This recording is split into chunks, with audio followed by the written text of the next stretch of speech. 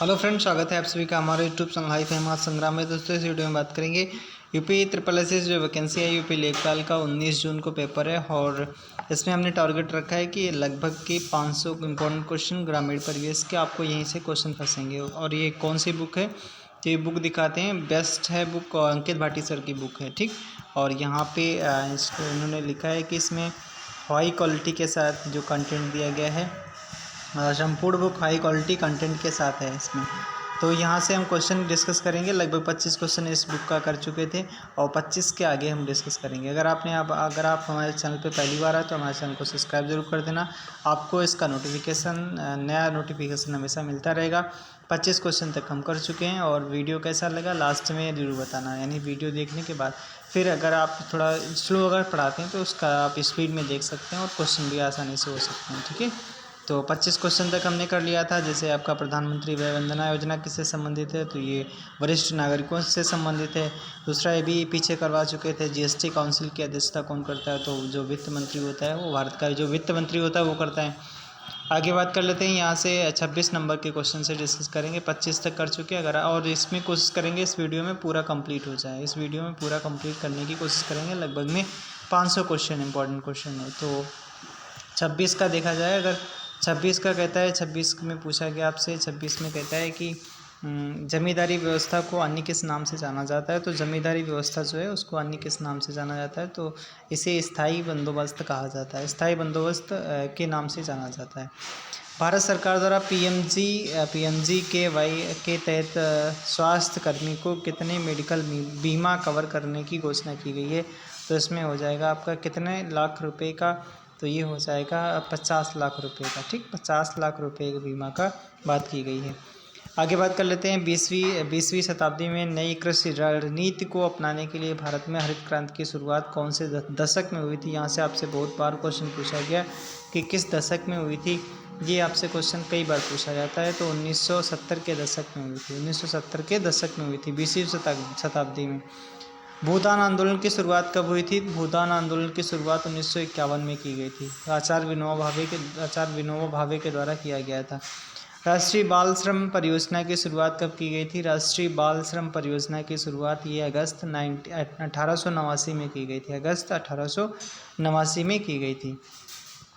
सर्व शिक्षा अभियान एक व्यापक कार्यक्रम के तहत प्राप्त करना चाहता है। क्या प्राप्त करना चाहता है। पहला ऑप्शन लिखा है कि संपूर्ण शिक्षा को प्राप्त करना चाहता है, सार्वभौमिक साक्षरता को प्राप्त करना चाहता है, या फिर सार्वभौमिक प्राथमिक शिक्षा को प्राप्त करना चाहता है। तो आपका ये आंसर सही हो जाएगा, सार्वभौमिक प्राथमिक शिक्षा को प्राप्त करना चाहता है, सार्वभौमिक प्राथमिक शिक्षा को प्राप्त करना चाहता है।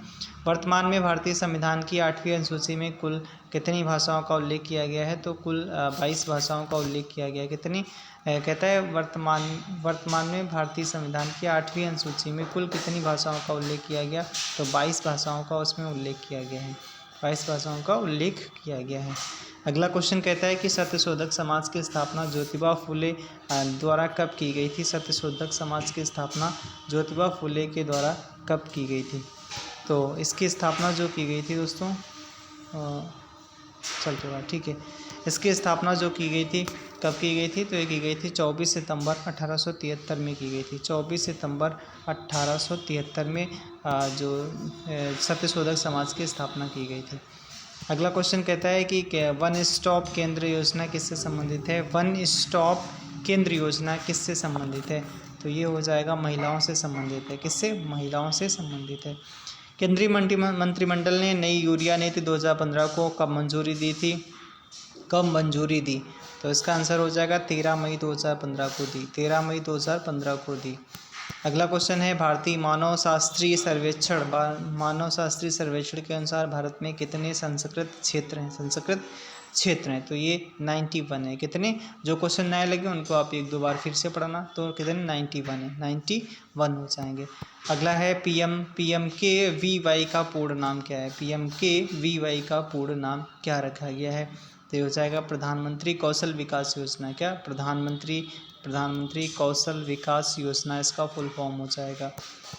जिस समिति की सिफारिश के आधार पर अन्य पिछड़ा वर्ग को 27% आरक्षण दिया गया था, वह किसकी अध्यक्षता में गठित की गई थी। किसकी अध्यक्षता में गठित की गई थी, वो था बीपी मंडल। कौन सा था, बीपी मंडल था।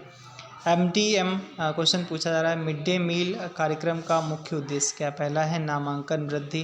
बिल्कुल सही है भाई, जब मिड डे मील अगर होगा तो नामांकन वृद्धि होगी, बच्चे ज़्यादा से ज़्यादा उसमें जाएंगे। और आपसे पूछा जो कहता पोषण स्तर को बढ़ावा देना बिल्कुल मिलेगा। ठहराव करना सही है। उपयुक्त सभी कथन बिल्कुल सही हो जाएंगे।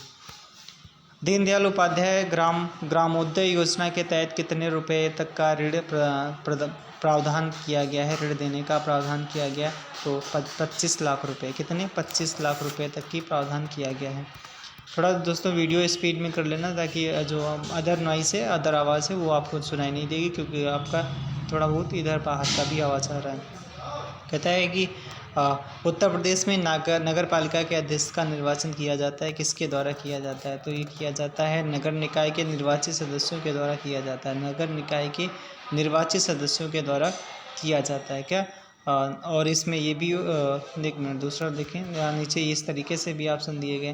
कहता है कि ये वाला आपका 1, 2 और 4 वाला सही है। 2 कहता है अपने नगर क्षेत्र की निर्वाचित सूची में शामिल सभी निर्वाचकों द्वारा और अपने नगर क्षेत्र के वार्डों के निर्वाचन से किया जाता है। नगर पालिका के अध्यक्ष का चुनाव किया जाता है।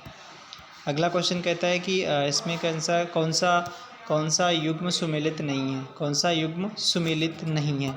तो ये हो जाएगा लखनऊ छावनी परिषद है, बिल्कुल सही। कानपुर नगर निगम है।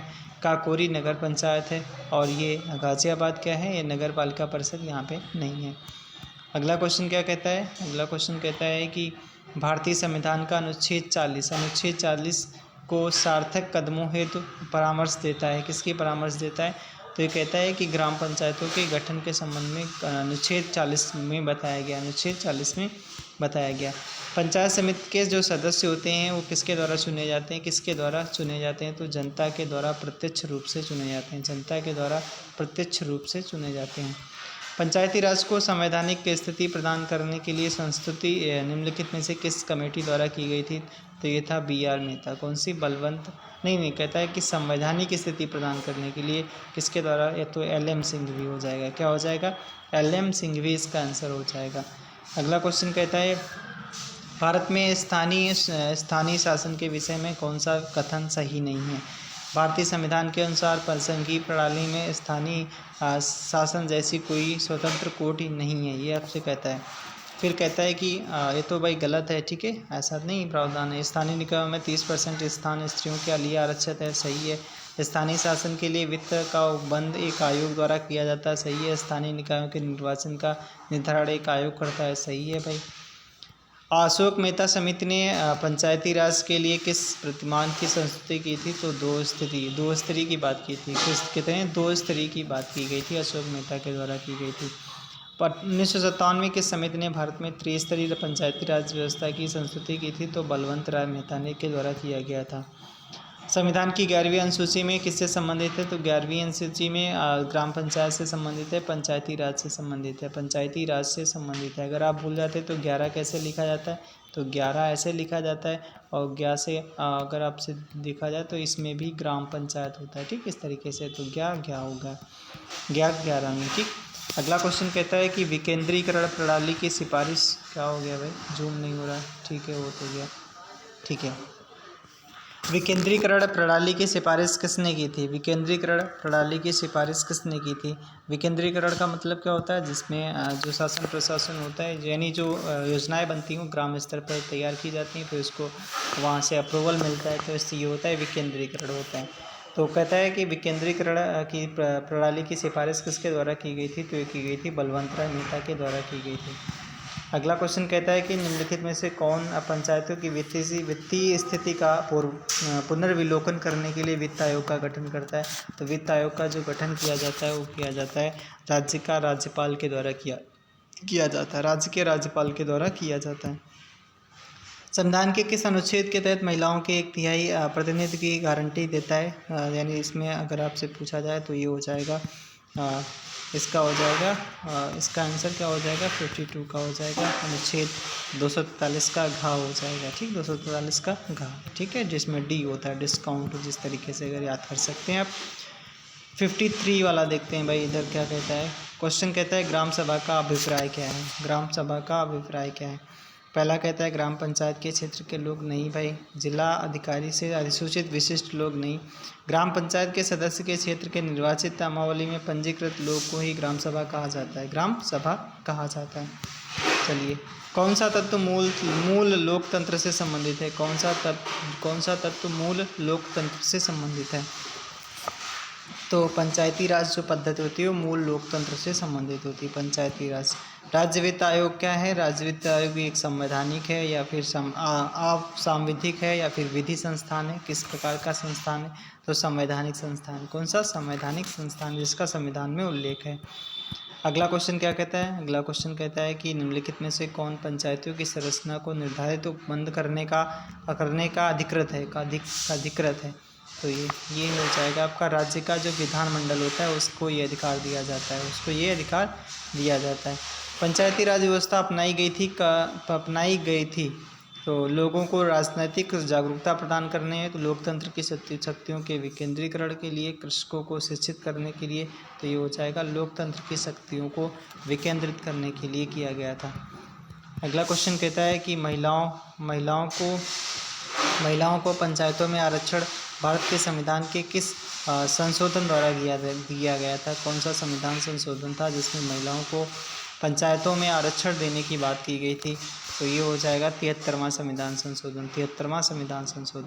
भारतीय स्थानीय स्वायत्त शासन का जनक किसे कहा जाता है? तो जनक किसे कहा जाता है? तो ये लॉर्ड रिपन को कहा जाता है।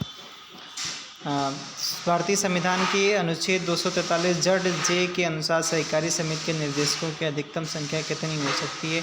अधिकतम संख्या आपसे पूछी जा रही, कितनी हो सकती है? तो ये हो सकती है 21। कितनी? 21 हो सकती है। पंचायती राज किस सूची का विषय है? तो ये हो जाएगा राज्य सूची का विषय। किस सूची का विषय? राज्य सूची का विषय। इस सूची का राज्य सूची का विषय। पंचायत चुनाव होते हैं तो प्रत्येक 5 वर्षों में होते हैं। कब होते हैं? प्रत्येक 5 वर्षों में होते हैं। एक समिति, इनमें से कौन सी ऐसी समिति है जो पंचायती राज संस्थान से संबंधित नहीं है?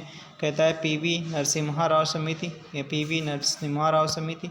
और फिर कहता है आपसे ये तो भाई इससे संबंधित नहीं है। LM सिंघवी समिति संबंधित है। अशोक मेहता, बलवंत राय मेहता, ये सभी संबंधित हैं। जैसे LM सिंघवी कब आई थी? 1989 में आई थी। बलवंत राय मेहता 1957 में आई थी। अशोक मेहता समिति बताना दोस्तों, कमेंट बॉक्स में आपको बताना पड़ेगा कब आई थी। चलिए, अगला क्वेश्चन देख लेते हैं। इधर है आपका, कहता है निम्नलिखित में से कौन सी समिति पंचायत राज संस्थानों से संबंधित नहीं है? इधर भी आपसे यही पूछा गया। तो ये कौन सी समिति संबंधित नहीं है? तो ये हो जाएगा LM सिंघवी, अभी बताया था 1989। अशोक मेहता समिति ये भी संबंधित है। सादिक अली समिति ये भी संबंधित है। दिनेश गोस्वामी समिति ये संबंधित नहीं है। अगला क्वेश्चन आपसे कहता है संविधान के किस भाग में पंचायती राज व्यवस्था संबंधित है? संविधान के किस भाग में पंचायती राज व्यवस्था के बारे में डिस्कस किया गया है? तो ये हो जाएगा भाग 9 में बताया गया। संविधान की 11वीं अनुसूची किससे संबंधित है? तो 11वीं अनुसूची जो है पंचायती राज से संबंधित है। किससे संबंधित है? पंचायती राज से संबंधित है। भारत में महिलाओं के लिए स्थान आरक्षित कितना किया गया है? भारत में महिलाओं के लिए स्थान आरक्षित हैं। पंचायती राज संस्थाओं में आरक्षित हैं, राज्य विधानसभा में, मंत्रिमंडल में, लोकसभा में। किसमें आरक्षित हैं? तो पंचायती राज संस्थाओं में आरक्षित हैं। भारतीय संविधान की 11वीं अनुसूची में पंचायतों के लिए कुल कितने विषय आवंटित किए गए, यानी कितने निर्धारित किए गए? तो 29 विषय। कितने? 29 विषय इसमें बताए गए हैं। और भारत के पंचायती राज व्यवस्था का वास्तुकार किसे कहा जाता है? तो किसे कहा जाता है दोस्तों? ये कहा जाता है BR मेहता, बलवंत राय मेहता को कहा जाता है। किसे कहा जाता है? बलवंत राय मेहता को कहा जाता है। कौन राज्य सरकार तथा स्थानीय शासन के बीच राजस्व बंटवारे के लिए उत्तरदायी है? राजस्व बंटवारे के लिए उत्तरदायी किसे माना जाता है? तो ये माना जाता है राज्य वित्त आयोग को माना जाता है। किसे? राज्य वित्त आयोग को माना जाता है। अगला इधर कहता है कि समितियां दी गई और समितियों को इसके बारे में बताया गया। कौन सी समिति ने क्या कहा था? बलवंत राय मेहता समिति ने क्या कहा था दोस्तों? ये कहा था कि इसमें त्रिस्तरीय होना चाहिए, त्रिस्तरीय पद्धति के बारे में बताया था। अशोक मेहता ने बताया था 2 स्तरीय होना चाहिए। LM सिंघवी ने बताया था कि स्थानीय स्वशासन पद्धति के बारे में बताया था, और GV राव ने बताया था प्रतिनिधित्व के तरीके में सुधार होना चाहिए। ठीक, यही तो सही है देखो। तो इसका आंसर हो जाएगा 4 का 3। ठीक है, ये वाला बिल्कुल सही हो जाएगा। अगला क्वेश्चन कहता है कि भारत के संविधान में पंचायतों एवं नगर पालिकाओं से संबंधित 43वें और 74वें संवैधानिक संशोधन जब हुए उस समय भारत के प्रधानमंत्री कौन हुआ करते थे। ये आपसे पूछा जा रहा है, कौन हुआ करते थे प्रधानमंत्री। तो उस समय हुआ करते थे PV नरसिम्हा राव। कौन? PV नरसिम्हा राव हुआ करते थे। ठीक है, PV नरसिम्हा राव हुआ करते थे। पंचायती राज का मुख्य उद्देश्य क्या होता है। तो पंचायती राज का मुख्य उद्देश्य कृषि उत्पादन बढ़ाना। नहीं भाई, क्या कृषि उत्पादन बढ़ाना इसका नहीं, रोजगार बढ़ाना नहीं, लोगों में राजनीतिक जागरूकता पैदा करना इसका उद्देश्य हो जाएगा। लोगों में राजनीतिक जागरूकता पैदा करना इसका मेन उद्देश्य हो जाएगा। आगे देख लेते हैं। अगला क्वेश्चन आपसे पूछा जा रहा है, भारत में पंचायती राज प्रणाली की शुरुआत कब की गई थी। तो 2 अक्टूबर 1959 को राजस्थान के नागौर जिले के बगदरी गांव से शुरुआत की गई थी। भारत में पंचायती राज की शुरुआत कहां से हुई थी। राजस्थान के नागौर जिले से की गई थी। पंचायती राज का प्रधान लक्ष्य क्या होता है। तो पंचायती राज का प्रधान लक्ष्य क्या माना जाता है। तो ये माना जाता है ग्रामवासियों में शक्ति का विकेंद्रीकरण। शक्ति का विकेंद्रीकरण। ब्लॉक स्तर पर पंचायत समिति जो होती है उसका मतलब क्या होता है। तो ब्लॉक स्तर पर जो पंचायत समिति होती है प्रशासनिक प्राधिकरण के रूप में कार्य करती है। पंचायती राज को के अंतर्गत स्वशासन की इकाई के रूप में संगठित किया जाता है। तो इसका आंसर क्या हो जाएगा, पंचायती राज को के किसके अंतर्गत, किसके अंतर्गत। ठीक, तो ये हो जाएगा भारतीय संविधान के 73वें संविधान संशोधन के अंतर्गत स्वशासन की इकाई के रूप में संगठित किया गया है। भारत में पंचायती राज प्रतिनिधित्व करता है, किसका प्रतिनिधित्व करता है। तो शक्तियों का विकेंद्रीकरण का प्रतिनिधित्व करता है। बिल्कुल सही बात है। लोगों की हिस्सेदारी की बात करता है, सामुदायिक विकास की बात करता है, ये सभी की प्रतिनिधित्व करता है। बिल्कुल सही। सरकार की पंचायती राज प्रणाली की प्रमुख विशेषताएं क्या होती हैं। तो प्रमुख विशेषताओं की अगर बात की जाती है तो इसकी प्रमुख विशेषताएं क्या होती हैं। पहले इसमें सरकार की 3 श्रेणियाँ होती हैं। बिल्कुल सही है, होती हैं। इनका लक्ष्य गांव को सामाजिक एवं आर्थिक न्याय प्रदान करना। ठीक है, ये भी पंचायती राज की प्रमुख विशेषता होती है। जिला परिषद में इसके सदस्य के रूप में कुछ सांसद होते हैं। बिल्कुल सही, उपरोक्त में से सही कथन हो जाएंगे सभी। भारतीय संविधान का कौन सा अनुच्छेद राज्य की सरकारों को ग्राम पंचायतों को संगठित करने का निर्देश देता है। तो ये हो जाएगा आर्टिकल 40। आर्टिकल 40 हो जाएगा। कौन सा? आर्टिकल 40 हो जाएगा। भारत के पंचायती राज के त्रिस्तरीय प्रणाली कौन कौन सी हैं। तो ग्राम पंचायत है। बिल्कुल सही है, ग्राम पंचायत सभी में ऑप्शन दिया गया। फिर कहता है कि ग्राम पंचायत के बाद फिर ब्लॉक पंचायत, फिर जिला पंचायत हो जाएगा। ब्लॉक पंचायत फिर जिला पंचायत हो जाएगा। तो इसका आंसर क्या हो जाएगा, नहीं पंचायत समिति फिर जिला परिषद, ये वाला आपका सही हो जाएगा। ठीक, डी वाला बिल्कुल सही हो जाएगा। अगला क्वेश्चन क्या कहता है, अगला, यदि पंचायत भंग होती है तो कितनी अवधि के अंदर चुनाव होंगे। तो 6 माह के अंदर चुनाव होंगे। अगला है, अशोक मेहता समिति ने पंचायती राज के लिए कितने प्रतिमान। तो 2 स्तरीय की बात की थी। भारतीय संविधान के किस भाग में नगर पालिकाओं से संबंधित प्रावधान किया गया। तो नगर पालिकाओं से 9 का ठीक 9 का ए जिसमें बताया जाता है। तो इसमें नगर पालिकाओं के इस बारे में संबंध में बताया गया है। भारतीय संविधान के किस भाग में ग्राम पंचायतों के गठन की बात की गई है। कौन सा भाग है, भाग 9 में। भाग 9 में बताया गया। किस में बताया गया, भाग 9 में बताया गया। 73वें संविधान संशोधन के द्वारा संविधान में कौन सी अनुसूची जोड़ी गई थी। तो 11वीं अनुसूची जोड़ी गई थी। अभी बताया था 11वीं अनुसूची जोड़ी गई थी। ये अगर आपसे पूछा जाए 52वां संविधान संशोधन से 10वीं अनुसूची जोड़ी गई थी। 12वीं अनुसूची 74वें संविधान संशोधन के माध्यम से जोड़ी गई थी। अगला है कि किस संविधान संशोधन के द्वारा पंचायती राज संस्थाओं को संवैधानिक दर्जा दिया गया था। तो 73वां संविधान संशोधन जब हुआ था 1993 में हुआ था। किसके अंतर्गत पंचायती राज प्रणाली की व्यवस्था की गई है। भारत में किसके अंतर्गत। तो DPSP के अंतर्गत किया गया है, जो 36 से 51 तक आर्टिकल में बताया गया है। भारतीय संविधान में 36 से 51 तक इसमें डिस्कस किया गया है। आगे बात कर लेते हैं। कहता है कि 73वें संविधान संशोधन के प्रावधानों को समाज के किस वर्ग में सत्ता हस्तांतरण की दृष्टि से ऐतिहासिक कदम माना जाता है। किसके अच्छा, तो कहता है 73वें संविधान संशोधन के प्रावधानों को समाज के किस वर्ग को सत्ता हस्तांतरण की दृष्टि से ऐतिहासिक कदम माना जाता है। तो ये कृषक वर्ग क्या हो जाएगा, कृषक वर्ग हो जाएगा। कृषक वर्ग हो जाएगा या फिर महिला वर्ग हो जाएगा। ठीक है, तो इसका आंसर हो जाएगा आपका महिला वर्ग हो जाएगा। क्या, महिला वर्ग इसका आंसर हो जाएगा।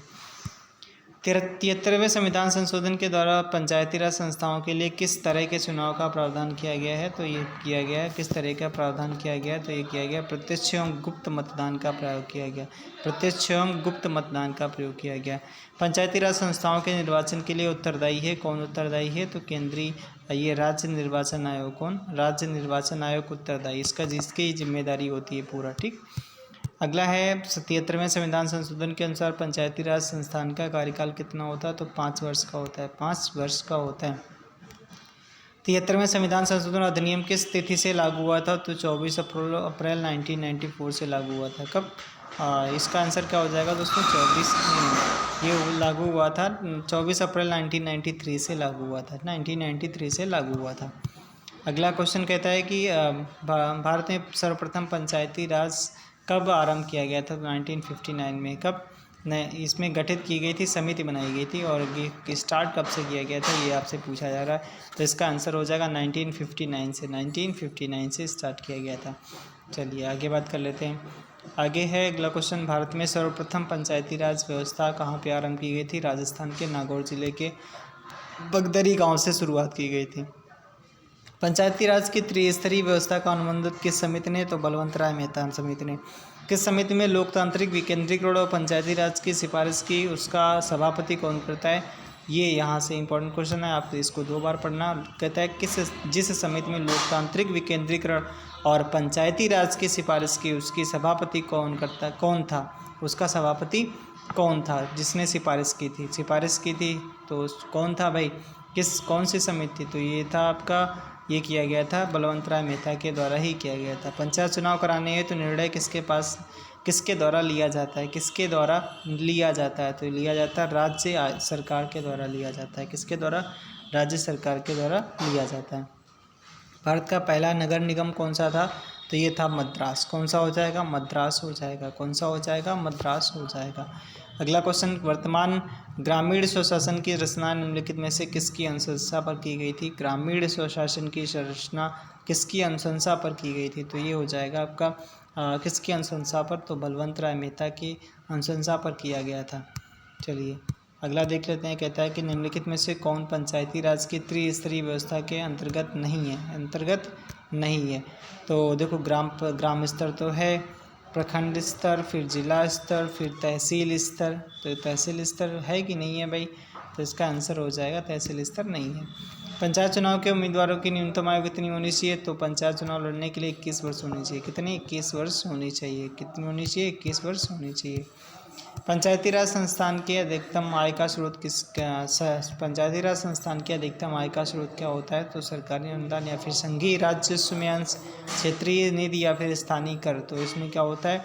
तो सबसे अधिक होता है सरकारी अनुदान, इसी में आता है। पंचायत समिति के प्रशासन का प्रबंध एवं सरकारी क्या लिखा है भाई? सरकारी अधिकारी करता है, जिसे क्या कहा जाता है? पंचायत समिति के प्रशासन का जो प्रबंध करता है उसे क्या कहा जाता है? तो उसी दोस्तों क्या कहा जाता है? ये आपसे क्वेश्चन पूछा जा रहा है। तो ये कहा जाता है खंड विकास अधिकारी कहा जाता है। क्या कहा जाता है? खंड विकास अधिकारी कहा जाता है। पंचायत राज त्रिसोपान का प्रणाली प्राथमिक भाग है, इसका प्राथमिक भाग माना जाता है ग्राम पंचायत को माना जाता है। किसे माना जाता है? इसे ग्राम पंचायत को माना जाता है, प्राथमिक सोपान को। ठीक है भाई, चलो आगे बढ़ते हैं। कहता है बलवंत राय मेहता समिति का गठन 1957 में किया गया था। पंचायत स्तर पर राज्य सरकार का प्रतिनिधित्व कौन करता है? राज्य सरकार का प्रतिनिधित्व कौन करता है? ये आपसे पूछा जा रहा है। कौन करता है भाई? ये करता है पंचायत सेवक करवाता है, पंचायत सेवक करता है। अच्छा, 1977 में पंचायती राज व्यवस्था की समीक्षा के लिए गठित समिति की अध्यक्षता किसने की थी? 1977 की बात हो रही है। 1977 में अशोक मेहता समिति आई थी। कौन सी? अशोक मेहता समिति आई थी। पंचायती राज संस्थाओं के उच्चतम स्तर कौन सा होता है? उच्चतम स्तर माना जाता है। उच्चतम स्तर कौन सा माना जाता है? तो ये माना जाता है जिला परिषद माना जाता है। स्थानीय सांसद और विधायक किसके पदेन सदस्य होते हैं? किसके पदेन सदस्य होते हैं? तो जिला परिषद के होते हैं। किसके होते हैं? जिला परिषद के पदेन सदस्य होते हैं। अशोक मेहता ने किन 2 स्तरों की बात की थी? कौन से 2 स्तर थे जिन्होंने अशोक मेहता ने बात की थी? तो जिन्होंने अगर बात किया जाए तो इन्होंने केवल 2 स्तरों की बात की थी, और भी 2 स्तर थे। एक था मंडलीय पंचायत, एक था जिला परिषद, एक था जिला परिषद, एक था मंडलीय पंचायत। चलिए अगला है अशोक मेहता किससे संबंधित है। अशोक मेहता जो किससे संबंधित है, केंद्र राज्य संबंध से, पंचायती राज, आर्थिक तो पंचायती राज से संबंधित है। सफलतापूर्वक कार्य हेतु पंचायती राज को पूरे सहयोग की जरूरत पड़ती है। स्थानीय जनता का, केंद्र सरकार का, नौकरशाही का, राजनेताओं का, तो इसमें क्या आंसर हो जाएगा, इसमें हो जाएगा स्थानीय जनता का, इसमें पूरा सहयोग होता है। अच्छा, पंचायतों एवं नगर पालिकाओं के संबंध में भारतीय संविधान में किस वर्ष प्रावधान किया गया था। नगर पालिकाओं के संबंध में किस वर्ष प्रावधान किया गया था, ये आपसे क्वेश्चन पूछा जा रहा है तो किया गया था 1993 में इसका प्रावधान किया गया था। एक क्षेत्र पंचायत का क्षेत्र निर्धारित किया जाता है, किसके द्वारा किया जाता है, किसके द्वारा किया जाता है, ये इंपॉर्टेंट क्वेश्चन है भाई, जो मार्क कर लेना इसको। ये किया जाता है राज्य सरकार के द्वारा किया जाता है, किसके द्वारा, राज्य सरकार के द्वारा किया जाता है। अच्छा, भारत में निम्नलिखित में से कौन सा विषय पंचायती राज संस्थाओं की शक्तियों के अंतर्गत नहीं आता है, कहता है कि नहीं आता है। तो भूमि सुधारों का क्रियान्वयन आता है भाई, ये तो न्यायिक पुनरीक्षण ये आता है कि नहीं आता है, तो ये नहीं आता है। निर्धनता निवारण कार्यक्रमों का क्रियान्वयन ये आता है।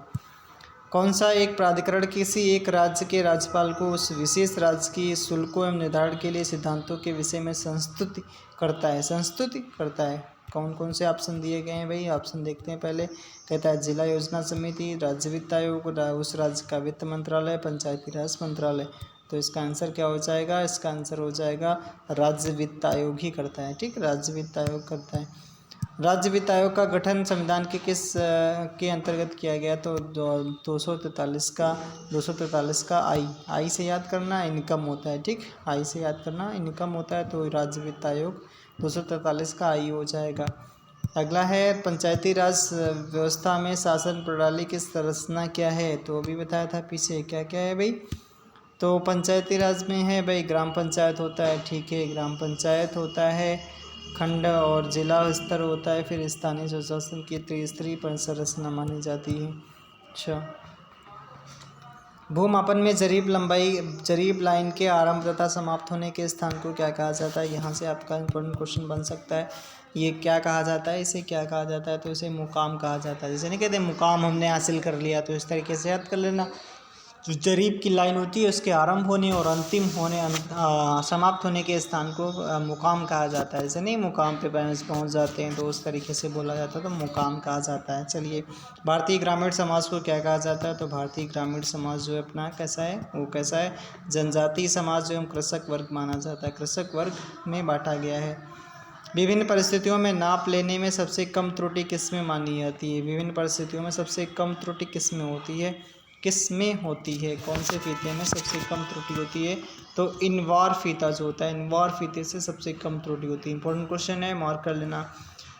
छाटे खसकों का मापक होता है, ये भाई क्या होता है, छाटे खसकों का मापक होता है। कमेंट बॉक्स में बताना भाई क्या है ये, ठीक है। इसको कहता है मापक में होता है, किसके द्वारा मापन किया जाता है, तो ये हो जाएगा, ये साधारण चेन से इसका मापन किया जाता है। सर टॉमस मुनरो किस भूमि बंदोबस्त से संबंधित थे, तो ये हो जाएगा किस भूमि बंदोबस्त से, टॉमस मुनरो से आपसे पूछा जा रहा है, तो ये हो जाएगा रैयतवाड़ी व्यवस्था, रैयतवाड़ी भू बंदोबस्त।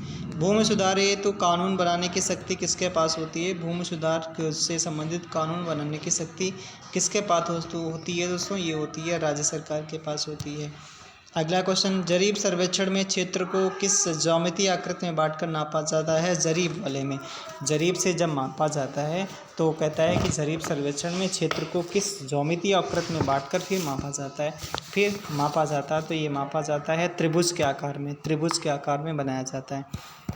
अगला है राजस्व मंडल एवं राजस्व प्रशासन से संबंधित कार्यों में राजस्व से क्या तात्पर्य होता है, तो राजस्व से मतलब ये होता है कि जो भू राजस्व या फिर कृषि के बारे में ये डिस्कस करता है। ठीक, राजस्व मंडल तथा राजस्व प्रशासन से संबंधित कार्यों में राजस्व से तात्पर्य ये होता है कि भू राजस्व एवं कृषि से संबंधित होता है।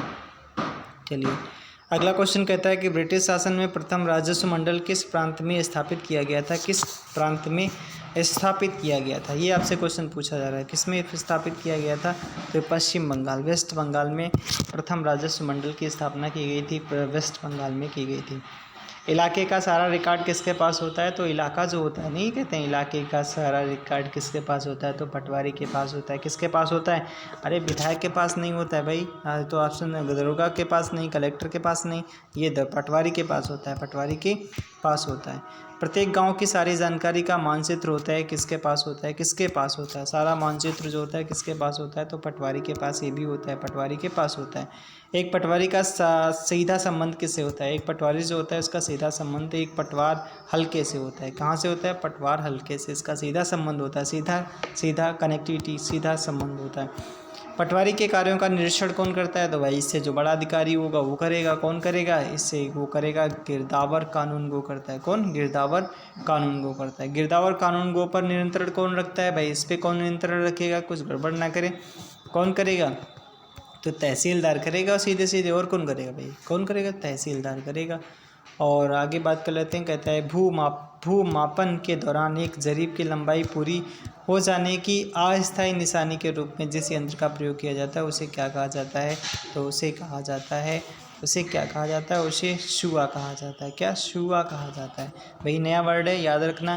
क्या कहा जाता है, भूमापन के दौरान एक जरीब की लंबाई पूरी हो जाने की अस्थायी निशानी के रूप में जिस यंत्र का प्रयोग किया जाता है उसे शुआ कहा जाता है। क्या कहा जाता है, उसे शुआ कहा जाता है। किसी गांव के भूखंडों को दर्शाने वाला मानचित्र क्या कहा जाता है, क्या कहा जाता है, तो ये कहा जाता है खसरा कहा जाता है। किसी गांव के भूखंडों को दर्शाने वाला मानचित्र खसरा कहा जाता है। क्या कहा जाता है, खसरा कहा जाता है। वसूली की कीमत सामान्यतः किस स्तर पर निर्धारित की जाती है, किस स्तर पर, जो वसूली की कीमत जो होती है वो किस स्तर पर निर्धारित की जाती है, तो बाजार कीमत से कम पर निर्धारित की जाती है। जो वसूली की कीमत होती है, बाजार कीमत होती है, उससे कम पर निर्धारित की जाती है। ठीक है।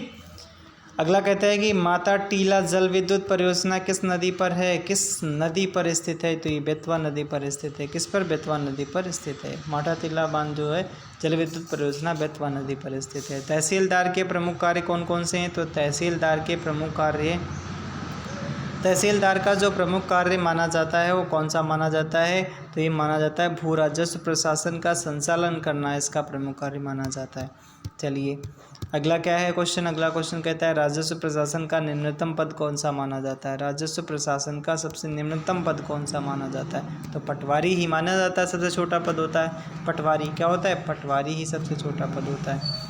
चलिए आगे बात कर लेते हैं। अगला क्वेश्चन कहता है संभागीय आयुक्त का मुख्य कार्य क्या होता है। जो संभागीय आयुक्त होता है उसका मुख्य कार्य क्या होता है, तो इसका मुख्य कार्य होता है समन्वयक, नियंत्रण एवं मॉनिटरिंग होता है। क्या होता है, समन्वयक, नियंत्रण एवं मॉनिटरिंग होता है। ठीक है, मॉनिटरिंग होता है। चलिए आगे बात कर लेते हैं यहाँ से। हाँ ठीक है।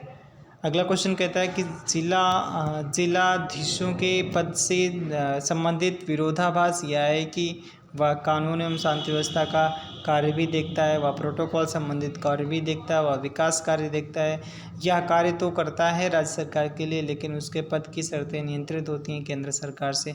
तो इसमें 142 का जो आंसर हो जाएगा ये डी वाला ही बिल्कुल सही हो जाएगा। कहता है कि जिलाधीश जो होते हैं, जिलाधिकारी होते हैं, वो उसके पद से संबंधित विरोधाभास क्या है कि यह राज्य क्या कार्य तो करता है राज्य सरकार के लिए, लेकिन उसके पद की शर्तें नियंत्रित होती हैं केंद्र सरकार से होती हैं। ठीक है, नया क्वेश्चन है, याद कर लेना सभी लोग। संविधान में जिला शब्द किस अनुच्छेद तथा संदर्भ में प्रयुक्त किया गया है, किस अनुच्छेद तथा संदर्भ में प्रयुक्त किया गया, आपसे ये पूछा जा रहा है। तो ये अनुच्छेद 233 में जिला शब्द का प्रयोग किया गया, जिला न्यायाधीश के संदर्भ में प्रयुक्त किया गया। कौन सा, चकबंदी का उद्देश्य नहीं है।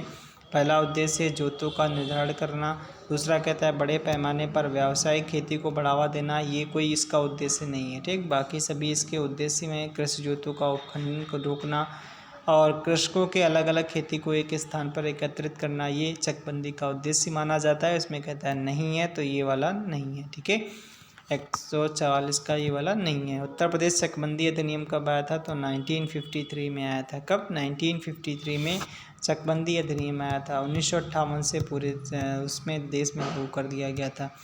लेखपाल खसरा तैयार करके अगले वर्ष जमा करता है, किसके पास जमा करता है? तो गांव सचिव के पास नहीं भाई, चकबंदी लेखा अधिकारी के पास नहीं भाई, रजिस्ट्रार कानूनगो के पास जमा करता है। ठीक, किसके पास? रजिस्ट्रार कानूनगो के पास जमा करता है, जिला मुख्यालय के पास नहीं जमा करता है। ठीक है, जिला मुख्यालय के पास नहीं जमा करता है।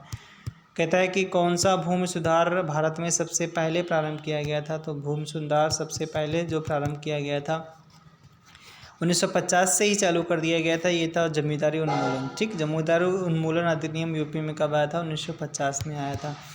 किस संविधान संशोधन द्वारा भारत में भूमि सुधारों का मार्ग प्रशस्त हुआ था? भूमि सुधारों का तो ये हुआ था संविधान संशोधन। कौन सा हुआ था? तो ये पहला संविधान संशोधन हुआ था 1951 में हुआ था, 1951 में हुआ था।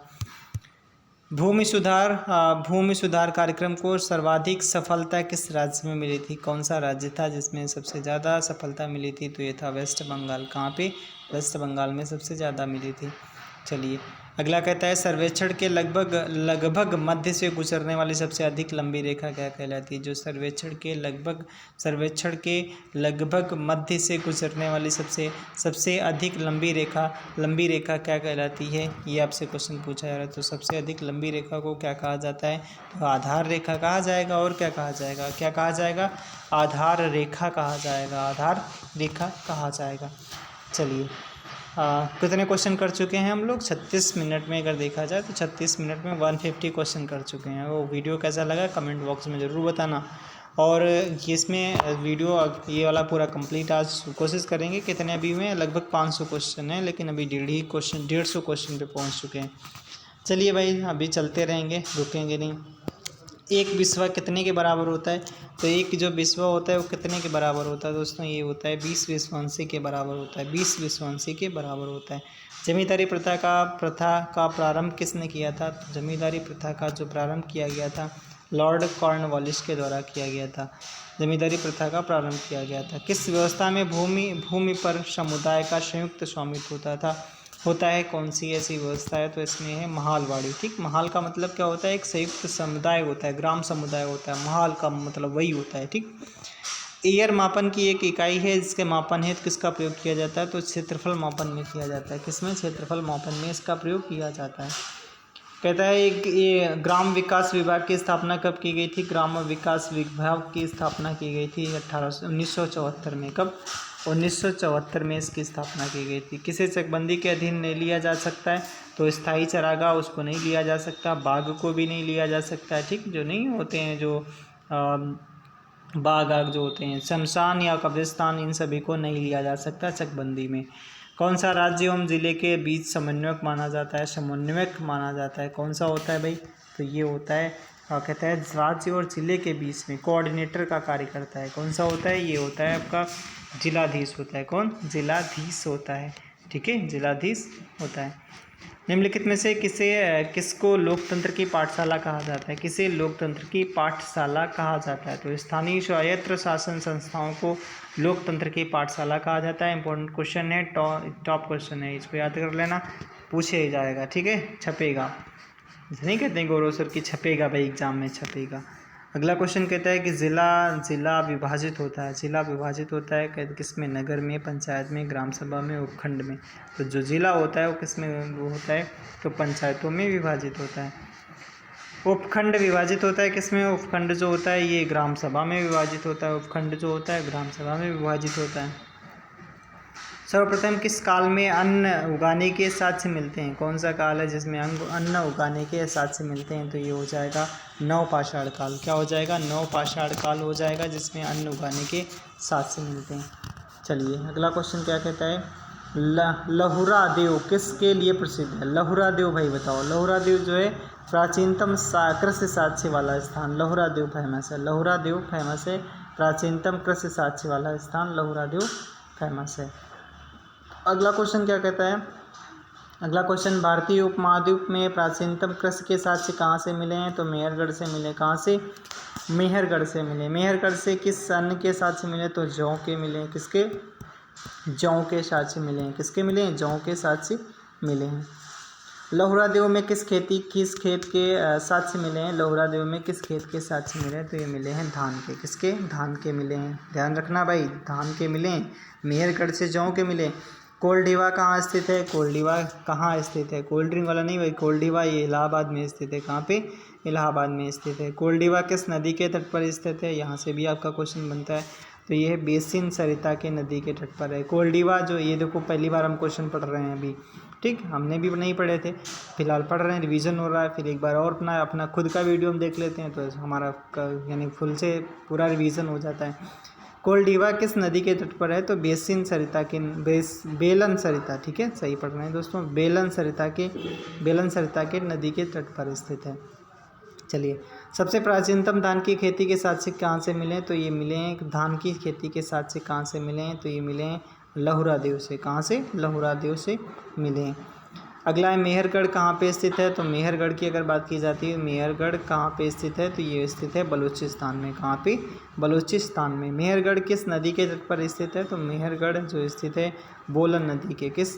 मेहरगढ़ है ये बेलन नदी के, ठीक, बोलन नदी के तट पर। किस पर? बोलन नदी के तट पर स्थित है। चलिए दोस्तों 171 पे पहुंच रहे हैं। सफ़ेद सोना की सर्वप्रथम खेती के साक्ष्य कहाँ से मिले? सफ़ेद सोना की, तो ये मिले हड़प्पा से। कहाँ से? हड़प्पा से मिले। ये सफ़ेद सोना क्या होता है? कमेंट बॉक्स में बताना भाई, सफ़ेद सोना क्या होता है? सफ़ेद सोना क्या होता है? हड़प्पा कहाँ पे स्थित है? तो हड़प्पा कहाँ पे स्थित है ये आपसे पूछा गया। तो हड़प्पा स्थित है पूर्वोत्तर पाकिस्तान में। कहाँ पे? पूर्वोत्तर पाकिस्तान में स्थित है। सबसे पहले जुते खेत ये कालीबंगा से मिले थे। कहाँ से? कालीबंगा से मिले थे। हड़प्पा सभ्यता में किस अन्य खेती के साथ से पर अधिक जोर दिया गया है? किस पर अधिक जोर दिया गया था? तो ये दिया गया था कपास पर। किस पर? कपास पर जोर दिया गया था। हल का सबसे पहले प्रयोग कहाँ पे किया गया था? तो हल का सबसे पहले जो प्रयोग किया गया था ये हड़प्पा सभ्यता में किया गया था। नहीं जैसे कि जो हाथ से हल, हाथ से हड़प्पा, बस ऐसे याद कर लेना।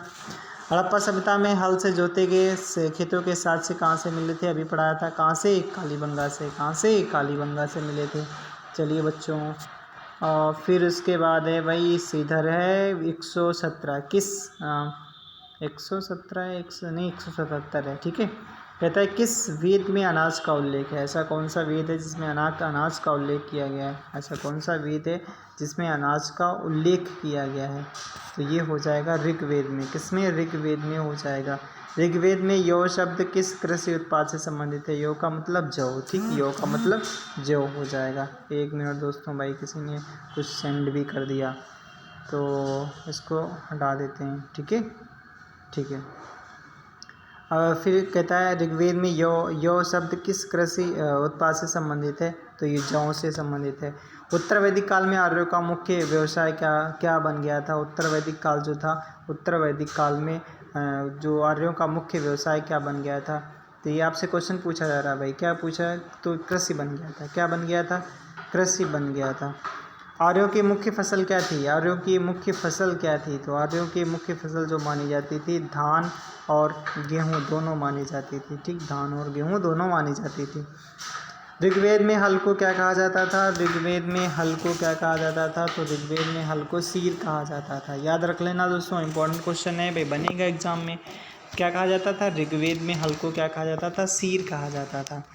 सीता भूमि किसे कहा जाता था? तो सीता भूमि कहा जाता था कि ब्राह्मणों को दान में दी जाने वाली भूमि को, सरकारी भूमि को, किसान भूमि को, निजी भूमि को किसे कहा जाता था? तो ये सरकारी भूमि को क्या कहा जाता था? सरकारी भूमि को सीता कहा जाता था। जैसे ये हमने ये क्वेश्चन पढ़ा है पहली बार, एक हमने क्वेश्चन पहले पढ़ा था, जो नहीं खेतों में जुताई होती है और बीच में नाली टाइप की रह जाती है, उसे क्या कहा जाता है? उसे सीता कहा जाता है, ठीक। चलिए, सीता भूमि क्या होती है? सरकारी भूमि को कहा जाता है, सरकारी भूमि को कहा जाता है। प्रच्छन्न बेरोजगारी से क्या अभिप्राय है? प्रच्छन्न बेरोजगारी से क्या अभिप्राय माना जाता है? तो ये हो जाता है भूमि के एक निश्चित क्षेत्र पर अधिक संख्या में लोगों का कार्य करना ही क्या कहलाता है? प्रच्छन्न बेरोजगारी कहलाता है, ठीक है।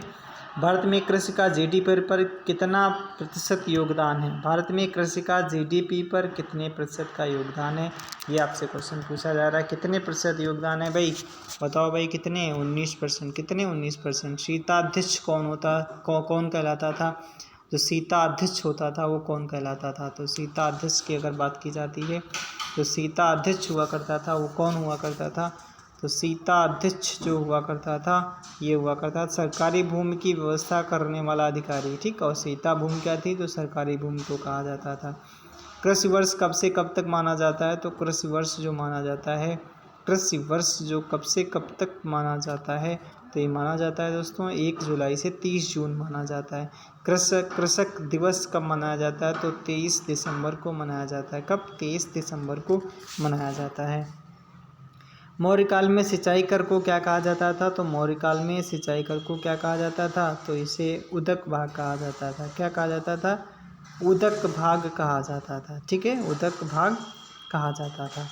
चलिए अगला क्वेश्चन क्या कहता है? अगला क्वेश्चन कहता है हाँ 189 का कहता है कि मौर्यों की अर्थव्यवस्था किन स्तंभों पर आधारित थी? किन स्तंभों पर आधारित थी? तो पशुपालन भी था, कृषि भी था, उद्योग भी था, मौर्यों की प्रमुख। तो उपयुक्त सभी हो जाएगा। मौर्य काल में बलि से क्या तात्पर्य है? बलि से क्या तात्पर्य है? तो बलि से क्या तात्पर्य हो जाएगा दोस्तों? मौर्य काल में बलि से क्या तात्पर्य हो जाएगा? तो बलि से जो तात्पर्य हो जाएगा अगर आपसे पूछा तो एक प्रकार का भू राजस्व लिया जाता था, उसे ही बलि कहा जाता था, उसे ही बलि कहा जाता था। सिंचाई का वर्णन किस अभिलेख में वर्णित है? सिंचाई का जो अभिलेख है, सिंचाई का अभिलेख नहीं, सिंचाई का उल्लेख है, किस अभिलेख से संबंधित है? तो ये जूनागढ़ अभिलेख से। किससे? जूनागढ़ अभिलेख से संबंधित है। किससे संबंधित है दोस्तों? जूनागढ़ अभिलेख से ये संबंधित है, ठीक है। चलिए आगे बात कर लेते हैं। अगला क्वेश्चन क्या कहता है? अगला क्वेश्चन कहता है अगला क्वेश्चन कहता है जूनागढ़ अभिलेख किस राज्य में स्थित है? जूनागढ़ अभिलेख किस राज्य में? गुजरात में। जैसे जूना, ठीक, जैसे जूना और ये फिर गुज्जू, ठीक है, गुज्जू ऐसे याद कर लो भाई। जूनागढ़ गुजरात, जूनागढ़ गुजरात, बस हो गया। चलिए अगला क्वेश्चन क्या कहता है कि सर्वप्रथम राहट का प्रयोग किस काल में किया गया था? राहट जो नहीं है, ढेकुली राहट करके जो पहले चलता था, अब नहीं, हमारे टाइम पे पहले नहीं चलता था भाई। और तो किसका गुप्त काल में किया गया था? सबसे पहले राहट का प्रयोग गुप्त काल में किया गया था। चलिए अगला क्वेश्चन कहता है कि भारतीय कृषि अनुसंधान परिषद की स्थापना कब हुई थी? तो भारतीय कृषि अनुसंधान परिषद की स्थापना जो की गई थी ये की गई थी 16 जुलाई 1929 में। 16 जुलाई 1929 में कृषि अनुसंधान परिषद की स्थापना की गई थी। ICAR का मुख्यालय कहाँ पे स्थित है? ICAR का मुख्यालय जो है ये नई दिल्ली में स्थित है। कहाँ पे? नई दिल्ली में।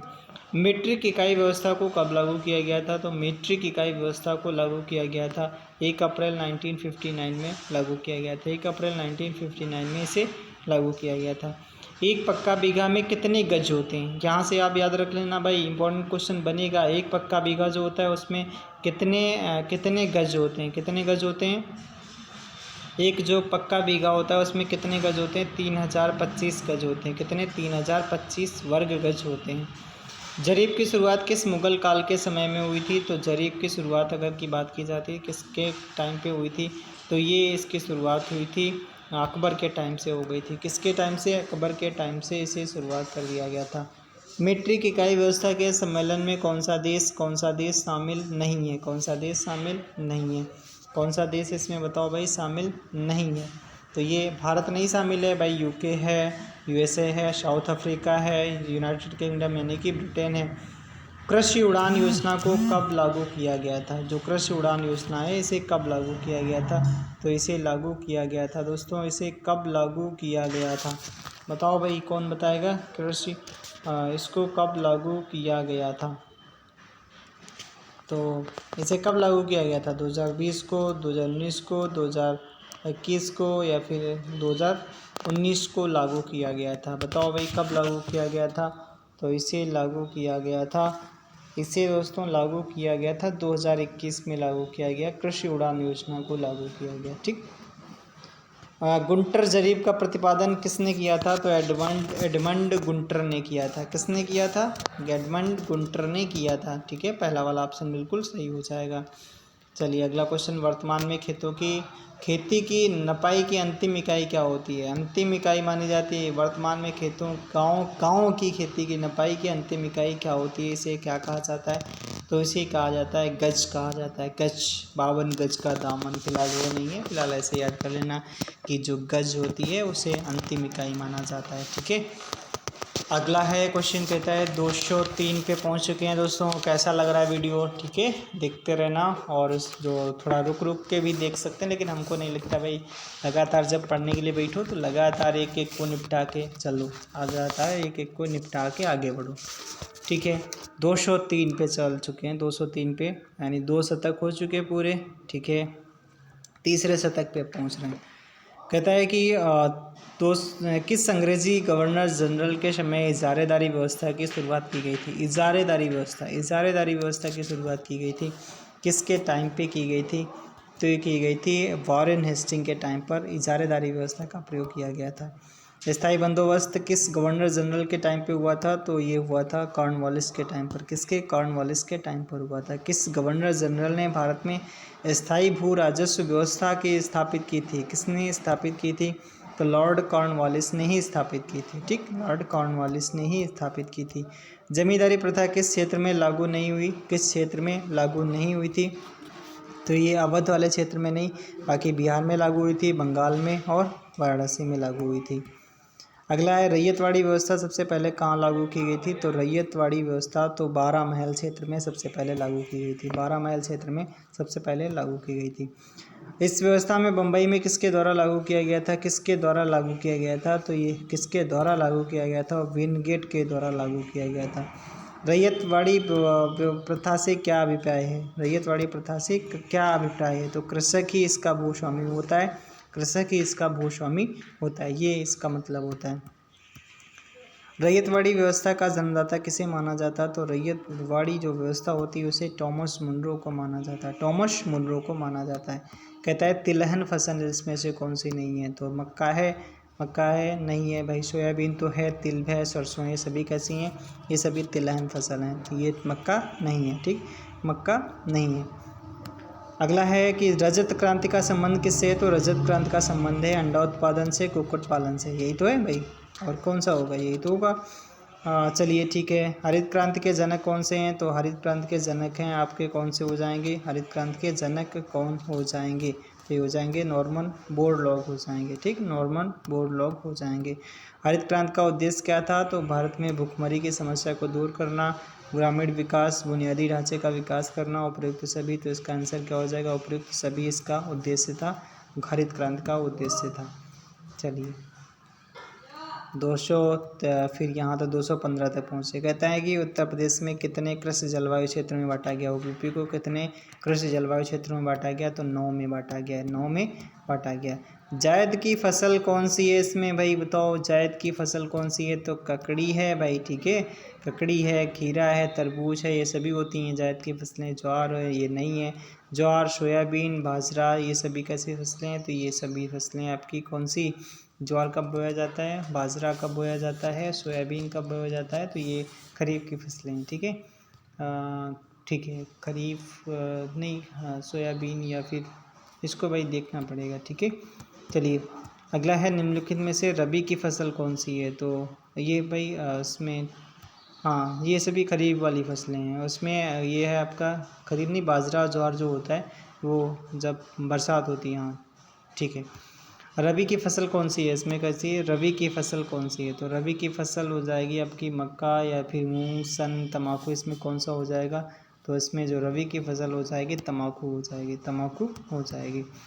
बंजर भूमि विकास विभाग का गठन कब किया गया था? तो इसका गठन किया गया था 1985 में किया गया था। कब? 1985 में इसे किया गया था।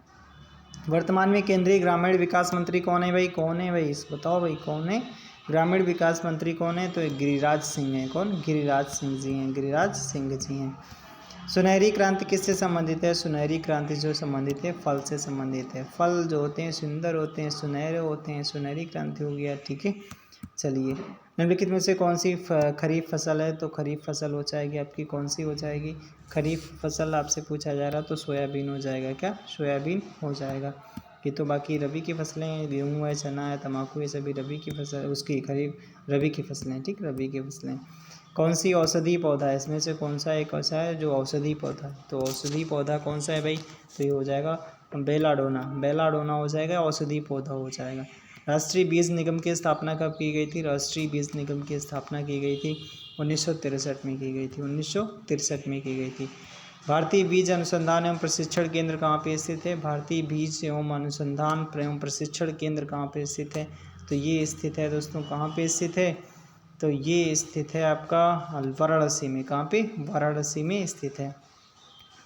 भारतीय कृषि सांख्यिकी अनुसंधान संस्थान कहाँ पे स्थित है? भारतीय कृषि सांख्यिकी अनुसंधान संस्थान कहाँ पे स्थित है?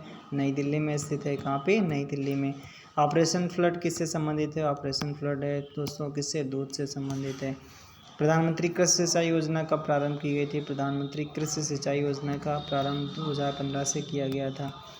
वन नेशन वन कार्ड किस वर्ष लाया गया था? वन नेशन वन कार्ड किस वर्ष लागू किया गया था? तो ये लागू किया गया था कब से? तो ये 2020 से। ठीक है, 2020 से। कब? One nation one card 2020। ठीक, 111 से। ठीक है, इस तरीके से याद कर लो, 1120। ठीक। सार्वजनिक वितरण प्रणाली की शुरुआत कब की गई थी? तो सार्वजनिक वितरण प्रणाली की शुरुआत 1947 यानी आज़ाद हुआ था तब से शुरुआत कर दी गई थी। चलिए अगला कहता है भारतीय खाद्य निगम की स्थापना कब की गई थी? ना, भारतीय खाद्य निगम की जो स्थापना की गई थी, कब की गई थी? तो ये की गई थी 1965 में की गई थी।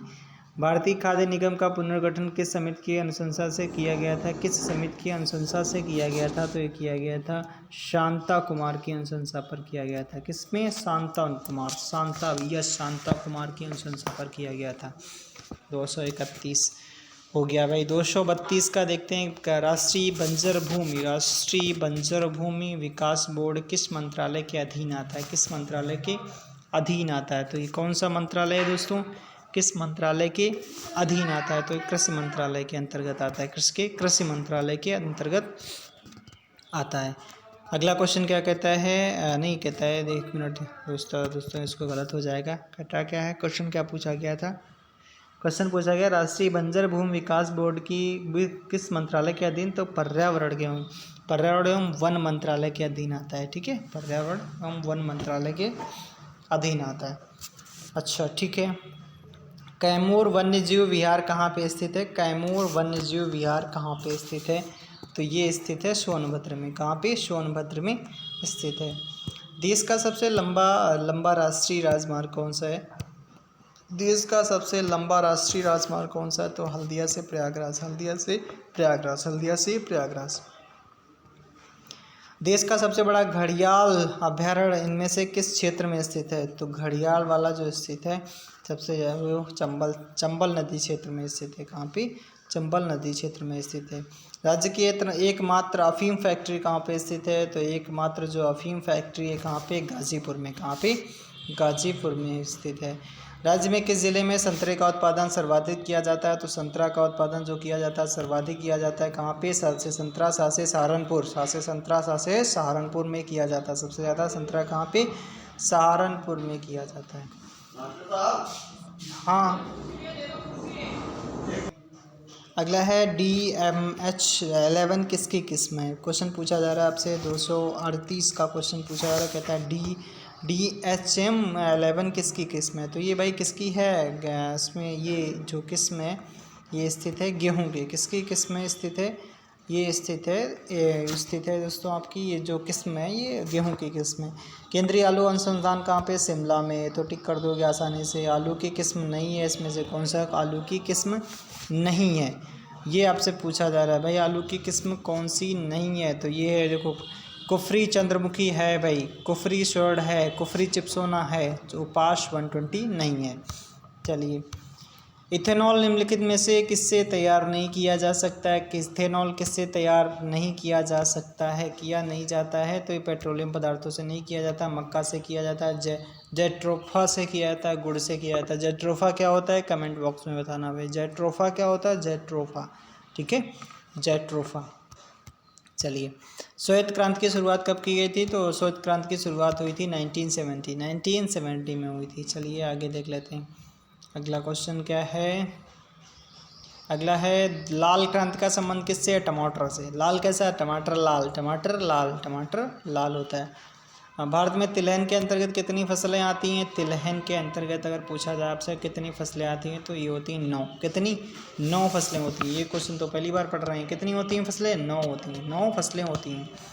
चलिए अगला क्वेश्चन क्या कहता है? अगला क्वेश्चन कहता है कि भारत में प्रथम कृषि विश्वविद्यालय की स्थापना कहाँ पे की गई थी? तो कहाँ पे की गई थी प्रथम कृषि विश्वविद्यालय की स्थापना जो की गई थी?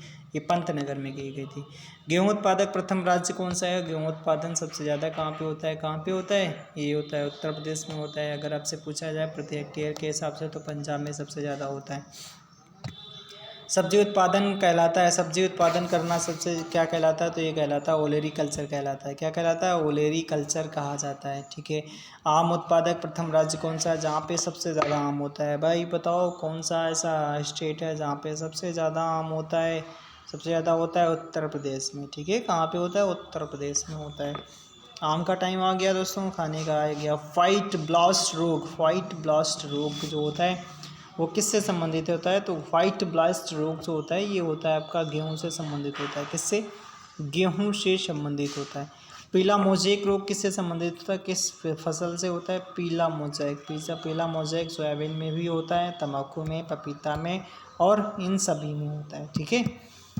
परंपरागत कृषि विकास योजना की शुरुआत किस शुरुआत की गई थी? किसके कब हुई थी? ये आपसे क्वेश्चन पूछा जा रहा है। कब हुई थी? तो 2015। याद रखना परंपरागत कृषि विकास योजना की शुरुआत कब की गई? 2015। 2015। ठीक है। 2015। ठीक है। अगला है परंपरागत, कहता है कि परंपरागत कृषि विकास योजना किस मंत्रालय के अंतर्गत आती है? किस मंत्रालय के अंतर्गत आएगी? तो ये आएगा कृषि एवं विकास कल्याण, कृषि एवं किसान कल्याण मंत्रालय के द्वारा। कृषि एवं किसान कल्याण मंत्रालय के द्वारा। अच्छा, प्रधानमंत्री किसान मानधन योजना किससे संबंधित है? किसान मानधन योजना किससे संबंधित है? ये आपसे क्वेश्चन पूछा रहा है। किससे संबंधित है दोस्तों? कि प्रधानमंत्री किसान मानधन योजना किससे संबंधित है? तो लघु एवं सीमांत किसानों की सामाजिक सुरक्षा से संबंधित है। राष्ट्रीय प्रदर्शन योजना किससे संबंधित है? राष्ट्रीय प्रदर्शन योजना किसके अंतर्गत आती है? किस मंत्रालय के अंतर्गत आती है? तो ये हो जाएगा आपका ये भारतीय कृषि अनुसंधान परिषद के अंतर्गत आती है। केसीसी की शुरुआत कब की गई थी? किसान क्रेडिट कार्ड की योजना की शुरुआत कब की गई थी? ये आपसे क्वेश्चन पूछा जा रहा है। केसीसी यानी किसान क्रेडिट कार्ड की योजना कब शुरुआत की गई थी? तो इसकी शुरुआत दोस्तों की गई थी, कब की गई थी? तो ये की गई थी 1998 में की गई थी। 1998 में की गई थी। चलिए अगला क्वेश्चन क्या कहता है? अगला क्वेश्चन कहता है स्वामित्व योजना किस मंत्रालय द्वारा शुरू की गई थी? तो स्वामित्व योजना जो है किस मंत्रालय और पंचायती राज मंत्रालय के द्वारा शुरुआत की गई है। ठीक है। याद रखना भाई, किस मंत्रालय के द्वारा? पंचायती राज मंत्रालय के द्वारा शुरू की गई है। सांसद ग्राम आदर्श योजना की शुरुआत किसकी जयंती पर की गई थी? तो ये जयप्रकाश नारायण की जयंती पर शुरुआत की गई थी। जयप्रकाश नारायण जी की जयंती पर शुरुआत की गई थी। दीनदयाल उपाध्याय ग्राम ज्योति योजना किससे संबंधित है? तो ये किससे संबंधित है? तो ये संबंधित है दोस्तों, किससे संबंधित है? दीनदयाल उपाध्याय ग्राम ज्योति योजना किससे संबंधित है? तो ऊर्जा आपूर्ति से संबंधित है। कुसुम योजना का संबंध किससे? कुसुम योजना का संबंध किससे है? तो कुसुम योजना से का संबंध है दोस्तों सौर ऊर्जा से। किससे? सौर ऊर्जा से संबंधित है। काम के बदले अनाज योजना की शुरुआत किसने की थी? किसके द्वारा किया गया था? तो मनमोहन सिंह के द्वारा किया गया था। मिशन इंद्रधनुष, मिशन कहाँ गया भाई? मिशन इंद्रधनुष। ठीक है। मिशन इंद्रधनुष योजना किससे संबंधित है? मिशन इंद्रधनुष योजना जो है किससे संबंधित है? तो ये संबंधित है दोस्तों, किससे संबंधित है? टीकाकरण से। किससे? टीकाकरण से संबंधित है। प्रधानमंत्री मातृ वंदना योजना किससे संबंधित है? प्रधानमंत्री मातृ वंदना योजना किससे संबंधित है? तो ये हो जाएगा आपका वित्तीय सहायता से संबंधित है। ठीक। प्रधानमंत्री मातृ वंदना योजना किससे संबंधित है? वित्तीय सहायता से संबंधित है। ठीक। वित्तीय सहायता से संबंधित है। ठीक है, आगे देख लेते हैं, चल तो रहा है। ठीक है। कुटीर ज्योति योजना किससे संबंधित है? कुटीर ज्योति योजना संबंधित विद्युत उपलब्धता से संबंधित है। किससे? विद्युत उपलब्धता से संबंधित है। मुद्रा योजना की शुरुआत कब की गई थी? मुद्रा योजना की शुरुआत की गई थी मुद्रा योजना 2015 था क्या? 2015 से शुरुआत की गई थी। स्वयं प्रभा योजना किससे संबंधित है? ये तो नई योजना पढ़ रहे हैं। स्वयं प्रभा योजना किससे संबंधित है? तो शिक्षा से संबंधित है। किससे? शिक्षा। स्वयं प्रभा शिक्षा, स्वयं प्रभा शिक्षा, ठीक है। स्वयं प्रभा शिक्षा से संबंधित है।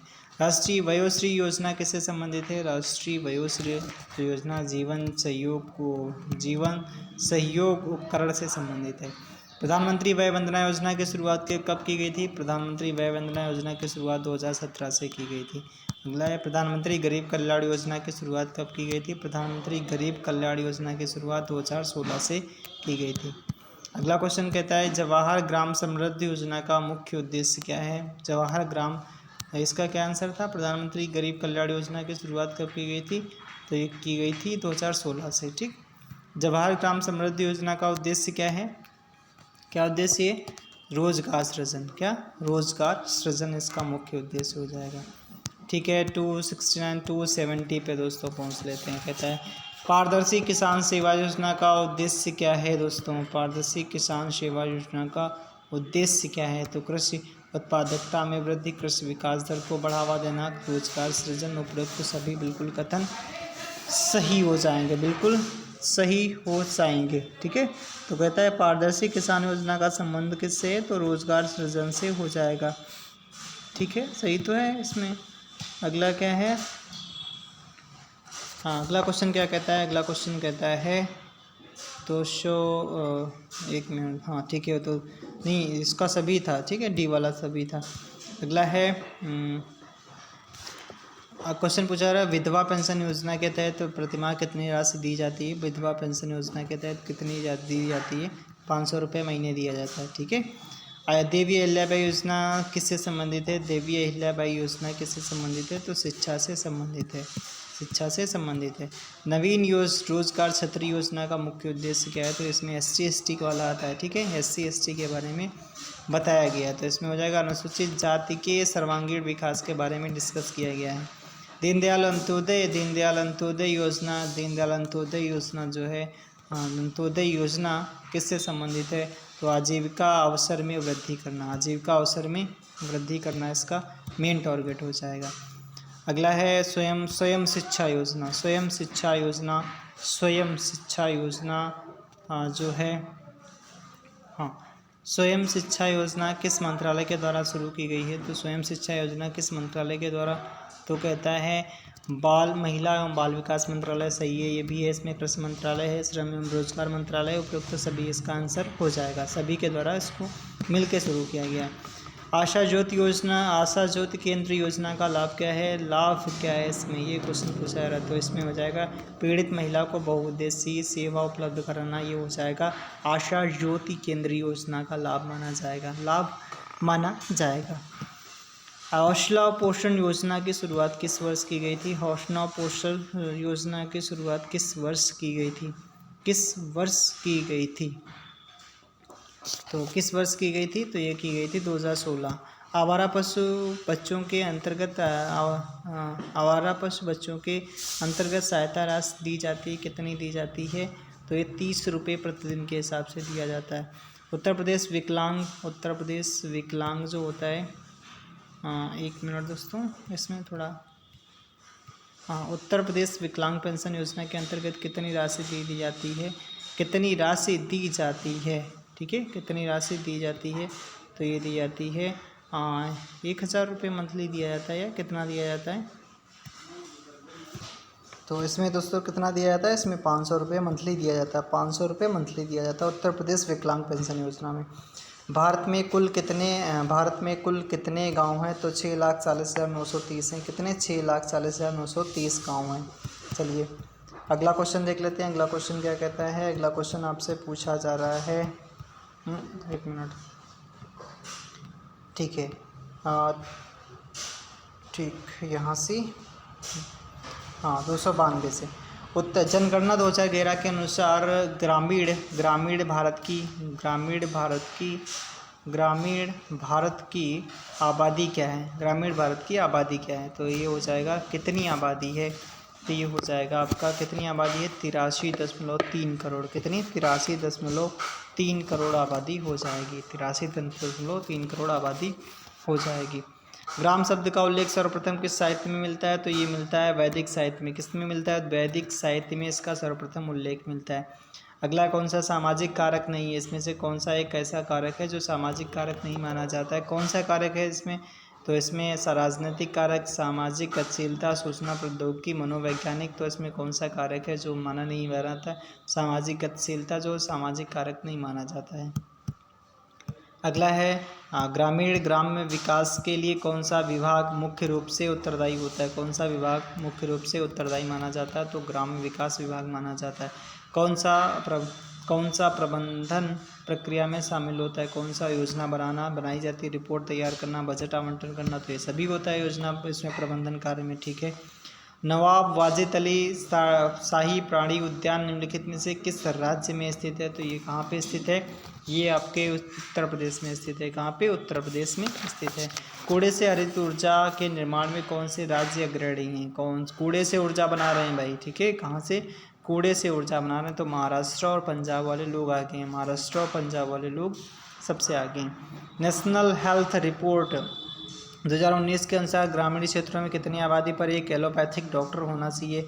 एलोपैथिक डॉक्टर है तो ये इसका आंसर हो जाएगा 25,000 आबादी पर एक एलोपैथिक डॉक्टर। राज्य स्वास्थ्य सूचकांक 2019 की रिपोर्ट के में स्वास्थ्य के क्षेत्र में भारत का कौन सा राज्य शीर्ष पर है? कौन सा राज्य शीर्ष पर है? तो ये हो जाएगा केरला। कौन सा? केरला। भारत में सबसे पहली स्वास्थ्य नीति कब आई थी? तो 1983 में। कब आई थी? 1983 में इसे लाया गया था। राष्ट्रीय स्वास्थ्य नीति 2017 के तहत किस वर्ष की अवधि तक टीबी से मुक्ति मिल जाएगी? 2025 तक। कब? 2025 तक मुक्ति मिल जाएगी। ग्रामीण सामाजिक विकास के लिए कौन सा क्षेत्र आवश्यक है? तो स्वास्थ्य होना चाहिए, अच्छा होना चाहिए, बिल्कुल सही। शिक्षा के बारे में, पेयजल, और ये सभी हो जाएगा, ये सभी इसका आंसर हो जाएगा। चलिए अगला क्वेश्चन कहता है कि जनगणना 2011 के अनुसार एसटी की संख्या कुल जनसंख्या का कितने प्रतिशत थी? कुल जनसंख्या का कितने प्रतिशत थी? तो ये हो जाएगा 8.6% थी, 8.6% थी। भारतीय समाज में संपत्ति के अचल रूप में कौन सी पाई जाती है? कौन सी संपत्ति अचल रूप में पाई जाती है? तो ये हो जाएगा मकान। क्या होता है? मकान। मकान होगा या फिर और कुछ होगा? भाई गलत है, मकान नहीं होगा, ठीक है। क्या होगा? मकान ही होगा। उत्तर प्रदेश अचल का मतलब ये कभी जाते नहीं। उत्तर प्रदेश का स्वयं निजी वन अधिनियम कब लागू हुआ था? निजी वन अधिनियम कब लागू हुआ था? 1948 में लागू हुआ था, 1948 में। सीमांत जोत श्रेणी में कितना भूमि क्षेत्र होता है? सीमांत जोत में कितना होता है? तो ये होता है इसमें 1 हेक्टेयर से कम जब होता है तो उसे सीमांत जोत कहा जाता है। भारत में लगभग 90% सिंचाई क्षेत्र किसके अंतर्गत आती है? तो 90% सिंचाई क्षेत्र किसके अंतर्गत आती है? तो ये आता है दोस्तों, किसके अंतर्गत आता है? तो 90% जो क्षेत्र आता है सतही सिंचाई के अंतर्गत, किसके? सतही सिंचाई के अंतर्गत आता है। दोस्तों 308 तक क्वेश्चन कर चुके हैं और अभी कुछ क्वेश्चन बाकी हैं, तो कोशिश करेंगे इसी वीडियो में सभी हो जाएं। सभी नहीं हो पाएंगे भाई, अभी कितना टोटल है? लगभग के 500 क्वेश्चन है, ठीक है। अभी 200 क्वेश्चन बचे। चलिए आज के इतना ही रखते हैं, अगला एक पार्ट इसका और आएगा, ठीक है। एक पार्ट इसका और आएगा, उसमें पूरा बिल्कुल कंप्लीट करवा देंगे। Thanks for watching. कैसा लगा वीडियो कमेंट बॉक्स में ज़रूर बताएँ, और कौन सी अगर कोई बुक का आप चाहते हैं तो उसका भी हम इस पर वीडियो अपलोड करेंगे। Thanks for watching.